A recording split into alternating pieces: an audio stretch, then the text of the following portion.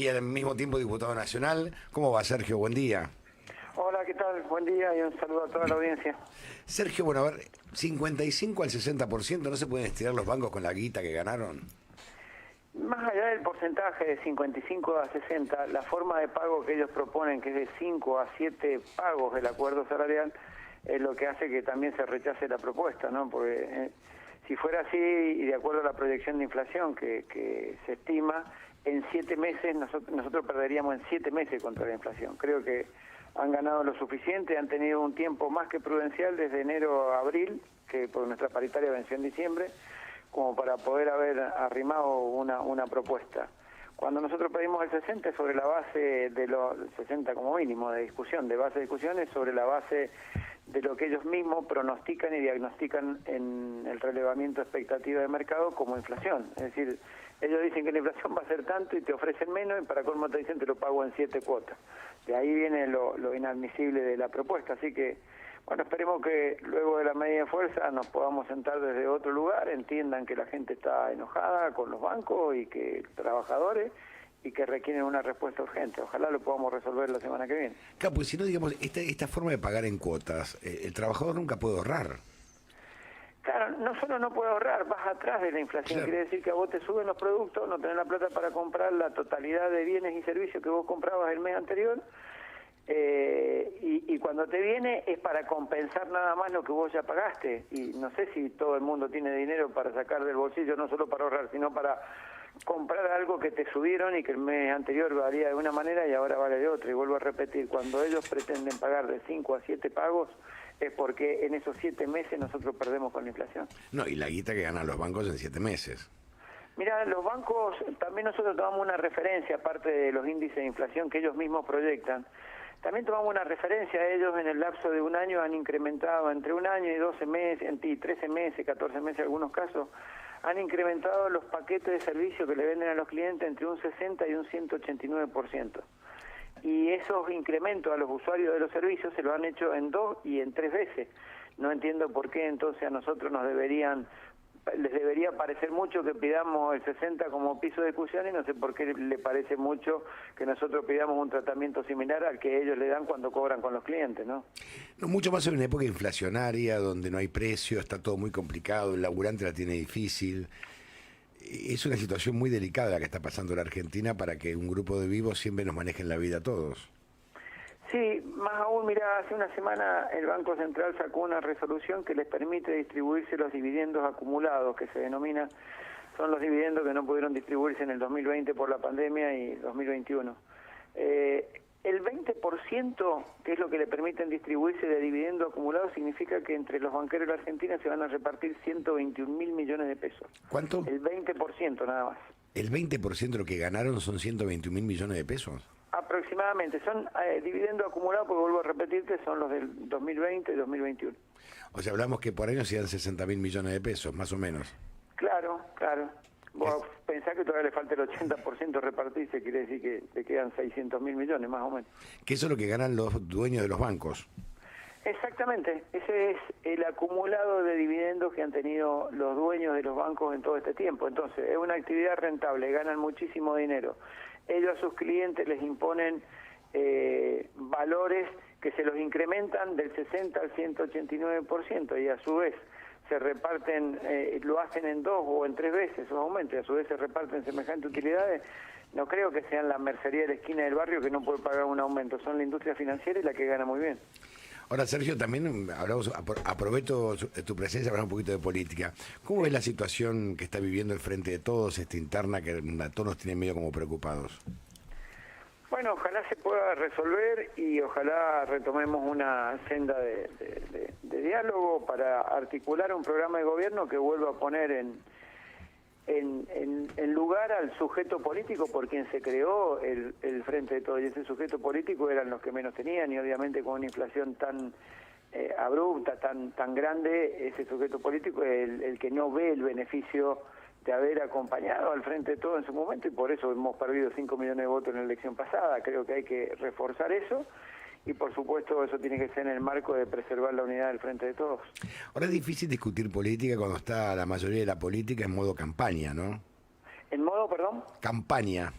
Ah, Y primero hay que ordenarse internamente y después discutir con quién será el adversario político, ¿no? Y sí se hace difícil. A mí me toca una tarea en el Parlamento y vemos que se llegó hasta la irracionalidad de no votar un presupuesto, por ejemplo. Un presupuesto es la ley de leyes porque es fundamental para que un Estado funcione correctamente y pueda asignar las partidas de su recaudación y de sus impuestos para cubrir las necesidades de la población. Entonces sí, claro que se hace difícil. Y fíjate que el modo campaña te impide inclusive tratar los números de miembros de la Corte. No hablo de los nombres, sino los miembros, la cantidad de miembros. Yo estoy de acuerdo en que haya un proyecto para discutir el tema de la Corte. Me parece que la Corte tiene que ser federal, que hoy no lo es, tiene que ser una Corte con paridad de género, que hoy no lo es, tiene que ser una Corte interdisciplinaria, no veo ningún abogado laboralista de renombre que haya sido titular de la Corte. Me parece que tiene que haber un cambio sustancial en la Corte para que no solo lleguen a tener respuesta en la Corte los casos de las grandes empresas cuando ven afectadas sus intereses, sino cualquier ciudadano que llegue a la Corte pueda tener una respuesta y no esperar 10 años un fallo. Los jubilados, por ejemplo, un jubilado espera 10 años un fallo. Sí, claro, los jubilados por un lado y por otro lado que nunca termina de resolverse, por ejemplo, cuando fue declarada de servicio público la telefonía celular, internet, y un juez dice que ese decreto no sirve y hoy hay incrementos sustanciales y fuertes y la justicia no resuelve, claro, porque llegó un poderoso con un amparo a la justicia.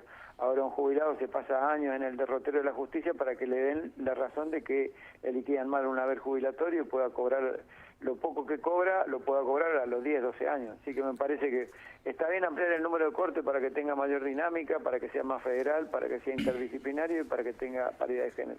Sergio Alfredo Casado, buen día, ¿cómo le va? Buen día, ¿qué tal, Alfredo? Quería preguntarle, a mí me da la impresión que hay grandes contradicciones en la coalición, y bueno, es una coalición, pero a veces son demasiado grandes. Usted había sido un poco optimista el año pasado diciendo que, bueno, la situación interna no era tanto para preocuparse, pero usted ha escuchado y habrá leído las cosas que le dicen al ministro de Economía de distintos sectores, al propio presidente de la República. De otro lado, disparan sobre la figura de la vicepresidenta. ¿No se está jugando demasiado para que otros sectores lleguen al poder en la Argentina? Digo, no se están equivocando tanto y están abriendo una brecha a personajes de derecha o de ultraderecha inclusive. Bueno, más allá de los problemas obviamente de funcionamiento que está teniendo el Frente de Todos y que merecen una discusión, me parece que el fondo de la discusión pasa por cuál es el programa económico a aplicar. Entonces es lógico que quien está a cargo de Economía esté en el centro del debate, más que él en persona, porque nadie tiene nada personal con Guzmán respecto a las políticas que desarrolla. Así que ojalá ese debate se resuelva correctamente para despejar esa crítica que podemos estar formulando. Yo soy uno de los que formula, hace un año que lo vengo diciendo, el tema de precio. Cuando lo dije hace un año me granjeé varios enojos, pero parece que tenía razón. Hace un año, cuando la inflación estaba en 30 y pico o algo así, yo dije, no se están controlando correctamente los precios. Los trabajadores hacemos un esfuerzo para acompañar las políticas del gobierno en materia inflacionaria para que haya un declive y acordamos salarios en línea con lo que el presupuesto del ministro de Economía dice que va a ser la economía y va a ser la inflación, y por otro lado te subían los precios como se le daba la gana a los empresarios y nadie lo controlaba. Bueno, esa es una tarea de algunos ministerios vinculados al área económica, ya sea economía, ya sea, no sé cómo será el funcionamiento del equipo económico del gabinete del presidente. Yo creo que hay que cambiar algunas políticas. No soy quien para decirle al presidente de la Nación, y es facultad prioritaria de él decidir quién lo acompaña en su equipo, ¿no? Pero sí que está claro que hemos errado en la política inflacionaria, porque si no, no tendríamos la inflación que tenemos, más allá de que sabemos que hay una inflación mundial producto de la guerra, de la pandemia, de la emisión que han hecho los países, pero llegar a un 60% de inflación en la Argentina es un gran problema que no está resuelto y no podemos aducir simplemente que era herencia recibida. Nos tenemos que hacer cargo de que tenemos deficiencia en eso. ¿Y quién se equivoca? Discúlpame, Antonio, pero ¿quién se equivoca? ¿Guzmán o se equivoca el presidente o ambos? Yo creo que el presidente da alineamientos y el ministro de Economía hace sugerencias de cómo tienen que ser esos alineamientos. Yo no tengo duda de que el presidente de la Nación en su lineamiento está preservar el poder adquisitivo de la gente, mejorar la situación de los que menos tienen. Ahora, cuando por un lado se impulsa esta política, pero por otro lado no se observa el control suficiente sobre la contraparte que sería el sector empresario, que es la que tiene que mantener precios equilibrados para que los ciudadanos puedan comprar y consumir, bueno, ahí sí hay una deficiencia, pero a nivel ministerial no creo que sea el presidente. También sí, Sergio, me parece que hay que darle la lucha al poder real, ¿no? Que es quien maneja la vida de todos los laburantes. ¿Cómo, perdón? Darle la lucha, la pelea al poder real, ¿no? Que es quien en definitiva es quien maneja los precios. Sí, claro, por supuesto. No hay agentes externos acá que juegan fuerte, es decir, los ataques sistémicos que recibe la vicepresidenta de la Nación por determinados medios hegemónicos ya es escandaloso. Entonces uno dice, están horadando y socavando la figura de una persona que es la que mayor cantidad de votos aporta al frente de todos. No es casual cuando esbozan tanta crítica y tanta tapa de tanto diario, ¿no? Y no discutimos cuestiones de fondo, porque los medios te instalan la agenda, o algunos medios te instalan, o el poder, más que los medios te instalan la agenda de lo que quieren que ellos se discutan, ¿no? O discutimos la agenda de Milei, por ejemplo. En Argentina tendría que ser algo con los monopolios y oligopolios. No puede ser que 12 familias manejen los alimentos en la Argentina, ¿no? Distribuidos en distintos ítems. No, que una sola empresa maneje la lavandina, por ejemplo.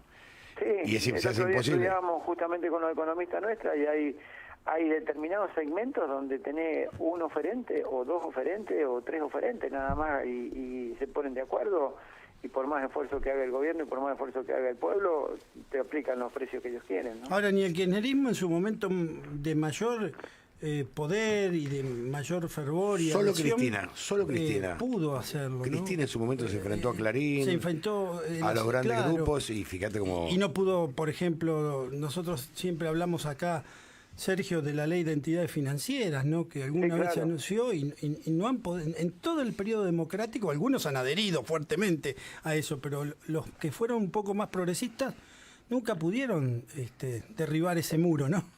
Sí, y es un muro complicado, no solo por lo que significó el tiempo en que se sacó, es una ley de la dictadura militar, sino por las consecuencias que trajo. Es una ley amañada para generar especulación y usura y no para generar producción y empleo. Hubo un intento que tuvo algunos atisbos de mejoramiento con la reforma de la Carta Orgánica del Banco Central en la época de Cristina, y hubo que se ejecutó esa reforma de la Carta Orgánica y tiene otras funciones que se agregaron, como el tema de ver el tema del empleo, de la producción, pero es insuficiente, hay que modificar la ley. Carlos Heller presentó un proyecto en ese momento que no tuvo el apoyo político suficiente, porque ya era en los últimos 2 años, creo, del gobierno de Cristina, o era el último mandato, y no había el apoyo suficiente desde lo legislativo. Y también te logran instalar en la sociedad lo malo que sería cambiar la ley, y a lo mejor la gente no sabe que esa ley a los bancos le permite hacer todo y sin ningún tipo de control, ¿no? También discutir, me parece ser que una vez por todas, el monotributo y cómo logramos fortalecer el sistema jubilatorio, ¿no? Sí, cuando uno mira el crecimiento de empleo en la Argentina en los últimos ciclos y toma cualquier gobierno, en algunos gobiernos más o menos, generalmente se termina generando empleo, pero es empleo precario porque son compañeros y compañeras que terminan en un monotributo, ¿no? Creo que hay un periodo de tiempo, sí, importante, donde se generaron políticas económicas, que es entre el periodo 2003 al 2015, donde se generaron más de 3 millones de puestos de trabajo registrados, que no eran monotributistas, y donde se generaron la creación de 230.000 empresas, creo la mayoría de ellas pymes, ¿no? Uh-huh. También eso da cuenta de que cuando las políticas económicas de un país están vinculadas a la producción, no se trata de las leyes laborales o los convenios laborales que denostan tanto, ni de las organizaciones sindicales que denostan tanto Juntos por el Cambio o los sectores de la UIA. Cuando hay política económica en serio, la economía crece, y es con estas leyes, con estos abogados, con estos jueces, con estos convenios colectivos. ¿Y la CGT, Palazzo? ¿Qué pasa? ¿Se mueve, no se mueve? protesta, pide, hay como una sensación de cierta inercia. Mirá, ¿no? nosotros hemos planteado en este tiempo la necesidad de una reunión del Consejo Directivo porque no se había juntado nunca el Consejo Directivo desde que se votó la unidad de la CGT. Recién hubo una reunión hace una semana aproximadamente a pedido de algunos gremios y ahí, bueno, se ha empezado a debatir fuertemente esta situación social. Sí creo que tiene que tener una actitud más activa la CGT que hoy en este tiempo no la ha tenido. Sergio, te mando un fuerte abrazo, muchísimas gracias. No, gracias a ustedes, como siempre, muy amables. Sergio Palazzo, secretario general de la Asociación Bancaria.